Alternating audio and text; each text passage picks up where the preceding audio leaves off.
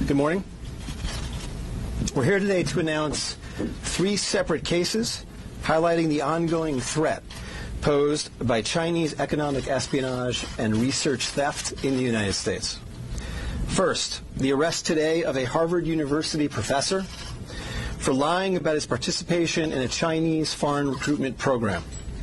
Second, this morning we have unsealed a separate indictment of a Chinese national working as a scientific researcher at Boston University who failed to mention on her visa application that she is also a lieutenant with the People's Liberation Army.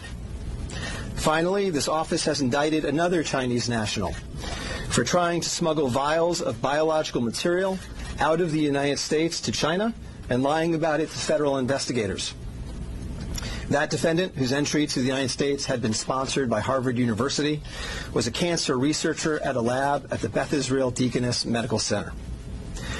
So, this morning, the FBI arrested Dr. Charles Lieber, the chair of the Department of Chemistry and Chemical Biology at Harvard University, for making false statements regarding his involvement in China's Thousand Talents Plan and his affiliation with the Wuhan University of Technology.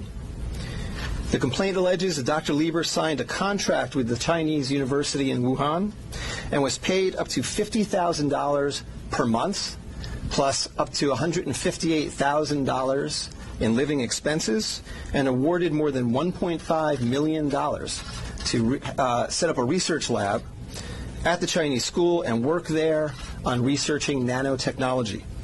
Lieber also joined China's Thousand Talents Plan, according to the complaint, a Chinese government-run program designed to entice scientists and researchers in the United States to share their research expertise with China. At the same time, Dr. Lieber was receiving U.S. grant funds from the Department of Defense and the National Institutes of Health. National Institutes of Health spends up to $39 million a year funding medical research in the United States. Those programs required Dr. Lieber to disclose if he was working with, including receiving funding from, any foreign power.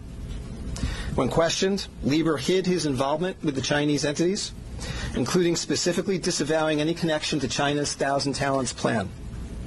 Meanwhile, based on the complaint, it appears that China paid Lieber hundreds of thousands of dollars over the years for his involvement with the Chinese entities and for his work on research for Chinese gain. Also today, a federal grand jury indicted Yanqing Ye, a Chinese national, with lying on her J-1 visa application, making false statements to Customs and Border Protection, conspiracy, and being an unregistered agent of the People's Republic of China.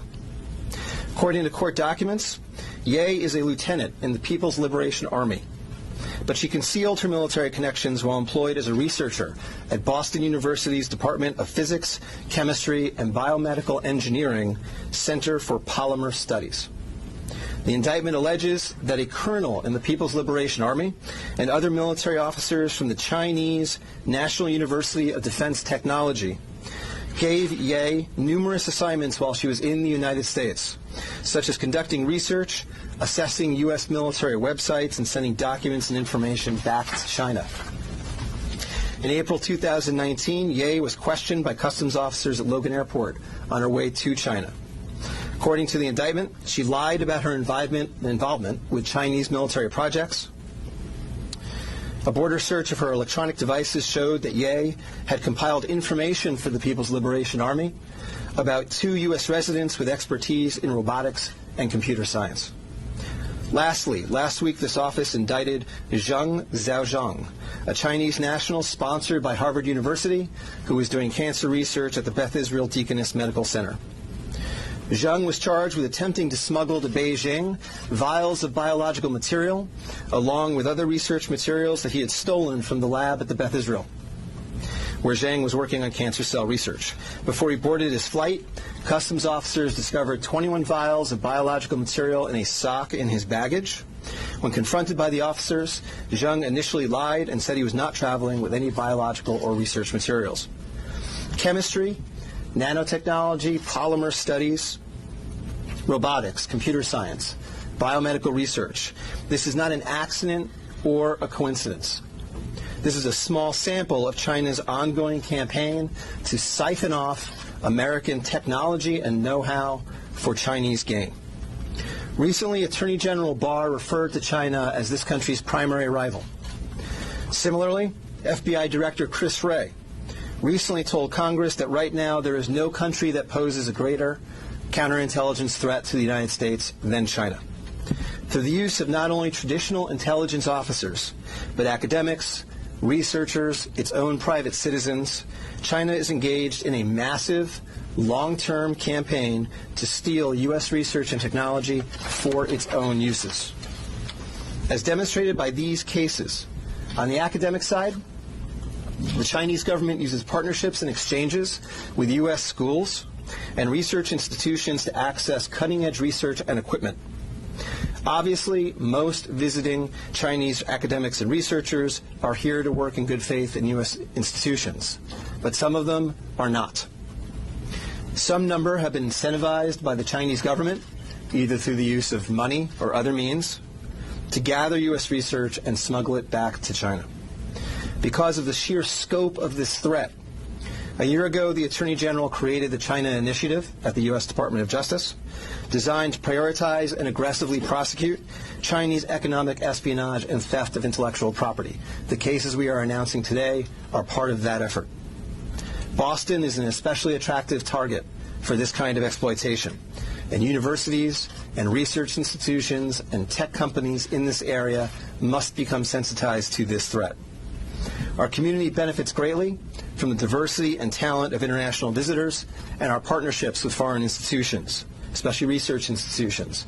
But Chinese economic espionage and theft is a real and daily occurrence that we must begin to confront. As the world struggles to contain the new virus, a new speculation from the Chinese scientists who believe it may have originated at a research facility not far from the Wuhan fish market. While they say more research needs to be done to find solid proof, such labs are known to contain disease-ridden animals, including hundreds of bats. Our Kim Hyo-sun with the details. Amid the continued spread of the COVID-19 virus, there's rising speculation the virus could have originated from a government laboratory in Wuhan rather than the widely held belief that it emerged from the city's Huanan seafood markets. Citing a report published by Chinese scientists, a Chinese-language newspaper published in Hong Kong, Mingpao, and the British daily The Mirror explained Sunday that the Wuhan Center for Disease Control, or WHCDC, could have spawned the contagion in Hubei province. According to the report penned by Bo Tao Xiao and Lei Xiao of the South China University of Technology, the research lab, which is only 280 meters away from the Huanan seafood market, kept disease-ridden animals, including more than 600 bats.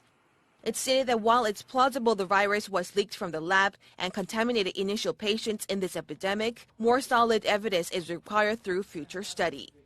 The report also raised a possibility that the Wuhan Institute of Virology could have leaked the virus while it was carrying out tests involving Chinese horseshoe bats. Against such a backdrop, an article published by the Washington Times late last month is garnering attention as it raised a possibility that the disastrous outbreak could be the accidental result of biological weapons research. This comes as a renowned law professor at Tsinghua University in Beijing, Xu Jianren, is known to be missing after publicly condemning Chinese President Xi Jinping for failing to contain the spread of the virus at an early stage. He even added the condemnation could be the last message of his life. Kim Hyo-sun, Arirang News.